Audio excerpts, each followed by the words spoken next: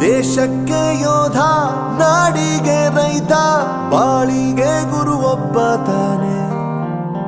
ಅಕ್ಷರ ಕಲಿಸೋ, ಅಜ್ಞಾನ ಅಳಿಸೋ, ಅವನೂನು ಅನ್ನದಾತಾನೆ.